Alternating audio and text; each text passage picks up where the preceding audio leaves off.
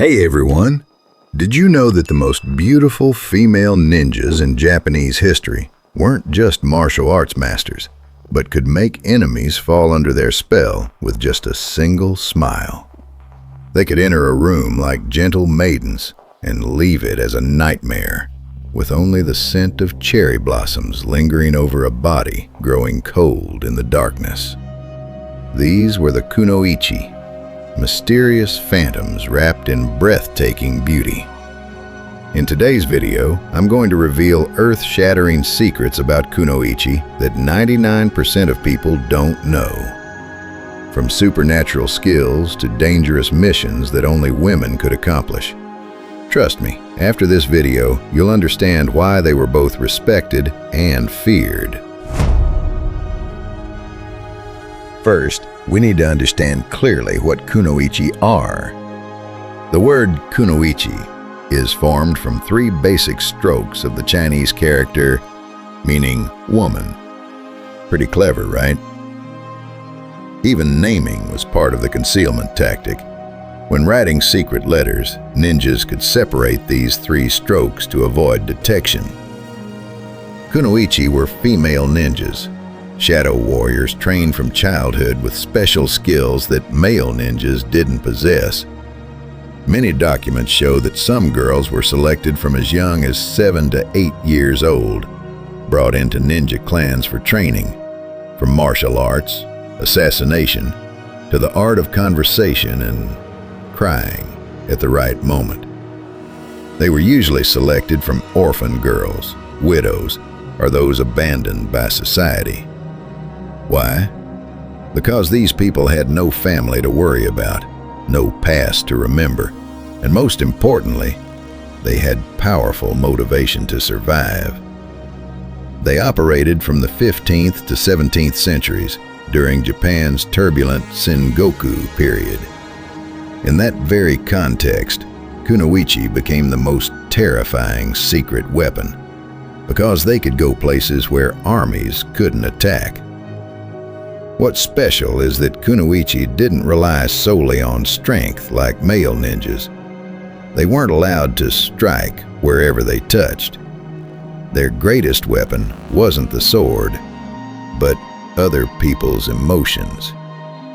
They used beauty, intelligence, and refinement to infiltrate places where men couldn't access. The bedchambers of lords, the inner palace, areas reserved for women, places where men, even samurai, couldn't set foot without legitimate reason. A castle might have hundreds of guards, walls tens of meters high, deep moats, but all those defenses were useless before a beautiful girl invited in through the main gate. And you know what? There's a very special reason why they were more effective than male ninjas in many missions. Because enemies always prepared for a sword drawn from its sheath, but almost never prepared for a smile and a gentle gaze. That's because in feudal Japanese society, women were considered harmless and weak. This very prejudice became Kunoichi's most powerful weapon. Hey, if you think Kunoichi only knew how to smile sweetly, dead wrong. They were trained in skills that would make anyone's jaw drop. Their training process began when they were very young, usually from 5 to 6 years old. These little girls would have to go through 10 to 15 years of brutal training. First, supreme disguise skills. Kunoichi could transform into geisha, servants. Some Kunoichi lived under false identities for over 10 years, got married, had children, and no one, not even their husbands, knew the truth. Even becoming the target's wife in just a few hours, they learned to walk, talk, laugh, and gesture like each social class. Today they're shy village girls. Tomorrow, they transform into elegant, noble ladies. And if needed, they could become grieving widows who made any warrior's heart melt with sympathy. Second, using hidden weapons. From kanzashi, hair ornaments that could shoot poison needles, to fans with hidden blades inside. Who would have guessed those pretty accessories were so deadly? Additionally, there were chains hidden in kimono sashes, small knives in sleeve tubes, poison powder in makeup boxes. Every feminine item could be a trap. Kanzashi, the pretty hair ornament, was actually a sharp metal spike that could pierce through the throat in 1 second. And especially the kakute, a ring with hidden poison spikes inside. Just one friendly handshake, and the venom had already seeped into the target's skin. Third, supreme psychological skills. They knew how to read men's psychology, create trust, and make opponents lower their guard. Just by listening, asking the right question, staying silent for exactly 3 seconds, they could make targets voluntarily reveal things that 3 days and nights of torture couldn't extract. But that's not all. Their most terrifying skill hasn't been revealed yet. That's Kunoichi no Jutsu, the supreme art of seduction. This isn't simple sexual technique like many people think. Do you know what missions Kunoichi executed? These are things that make anyone shudder after hearing. Unlike male ninjas who were usually assigned quick assassination missions, Kunoichi had to play roles in theatrical productions, lasting months, even years. Infiltration missions. They could live in enemy castles for many years, becoming the target's lover or concubine to collect classified information. They learned to accept a double life. By day, a gentle woman. By night, a link in an intelligence network spanning multiple territories. Secret assassinations. Unlike male ninjas using katana, Kunoichi assassinated with poisons, needles. The poisons Kunoichi used were extremely diverse. Some killed instantly. Some made targets gradually weaken, looking like natural illness. Some special poisons could even be transmitted through a kiss.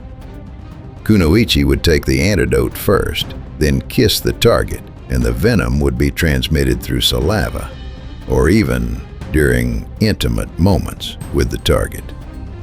Imagine, in the middle of romance, suddenly, just one kiss, 1 cup of wine, or 1 small scratch on the skin.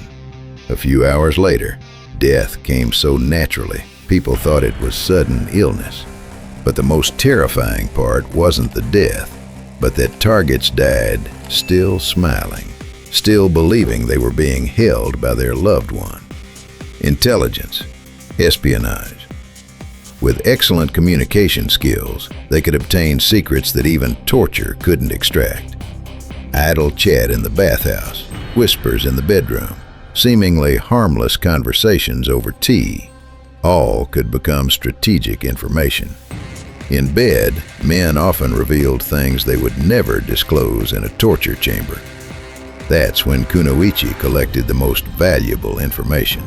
According to historical records, Kunoichi had very high success rates in assassination missions, much higher than male ninjas. The reason is very simple. Men usually guard against sword wielders, but rarely guard against someone leaning their head on their shoulder. And can you believe there was one Kunoichi who changed the entire flow of Japanese history? Oh, before I reveal more terrible secrets about Kunoichi, if you find this video interesting, don't forget to hit like and subscribe to support me. And remember to turn on notification bells so you don't miss super exciting upcoming videos. Now comes the super epic part, everyone. I'll tell you about legendary Kunoichi, whose names echoed throughout an entire era. Mochizuki Chiyome, dubbed the Queen of Kunoichi. She built an entire network of female ninjas across Japan with over 300 members. Born in 1540, she was the wife of a samurai loyal to Takeda Shinjin. After her husband died in battle, instead of mourning, she turned pain into power. Takeda Shinjin, one of the most powerful daimyo of that time, recognized her talent and gave her a special mission: build an army of female ninjas. They disguised as dancers, servants, courtesans, nuns, even teachers for children in samurai families. Every class, every position, in all important domains. Statistics show that during the Sengoku period, about 2,000 to 3,000 kunoichi operated across Japan. This number seems small compared to tens of thousands of male ninjas, but don't let numbers fool you. Quality matters more than quantity. One stolen letter, one secret leaked in the bedroom, one lord poisoned at the right moment, and 10,000 soldiers outside the battlefield had to pay the price. There were battles won not thanks to armies, but thanks to information Kunoichi stole. Finally, what legacy did Kunoichi leave for the modern world? The answer will surprise you. In martial arts, many modern ninja schools still teach Kunoichi techniques, especially skills using small weapons and concealment techniques. Even in self-defense courses for women, some locking, breaking, attacking weak point techniques all carry the breath of ancient Kunoichi. In popular culture, from manga, anime to Hollywood, the image of beautiful but deadly female ninjas has become a classic icon. You can see Kunoichi silhouettes in countless characters, from mysterious assassins in games to cold female warriors on the big screen. From Quentin Tarantino's Kill Bill to Naruto, from Elektra to Ninja Assassin, the image of seductive but dangerous female warriors has become a global cultural archetype. In modern psychology, Kunoichi's techniques of reading and manipulating psychology are studied and applied in negotiation, sales, and even therapy. The most terrifying thing is, according to some research, there are still about 12 traditional ninja families in Japan. Who knows, maybe right now, somewhere there are still modern kunoichi operating in the shadows. Wow, unbelievable, right everyone? Kunoichi weren't just beautiful female ninjas. They were intelligent, dangerous warriors who had great influence on Japanese history. From supreme disguise skills to secret assassination missions, Kunoichi proved that true strength doesn't always come from muscles. Sometimes, just one right word at the right time, one right look in the right place, is more dangerous than 1,000 flying arrows.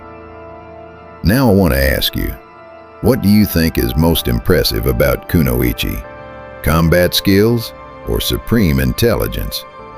Share your thoughts in the comments. And if you're a woman watching this video, do you think you'd make a good kunoichi? Or at least, do you see in yourself some potential? And one more interesting question. If you were a Sengoku-era lord, would you hire male ninjas or kunoichi? And why? And don't forget to like, subscribe, and hit the notification bell so you don't miss my next great videos. Each like, each subscribe from you is motivation for me to continue researching and bringing fascinating historical stories that textbooks never tell. Next week's video will be Top 10 Most Legendary Ninjas in History. Trust me, it'll be much more epic. Names like Hattori Hanzo, Fuma Kotaro, Sarutobi Sasuke will appear. And I guarantee, after that, the way you look at ninjas in Hollywood movies will never be the same again. Thanks for watching the video.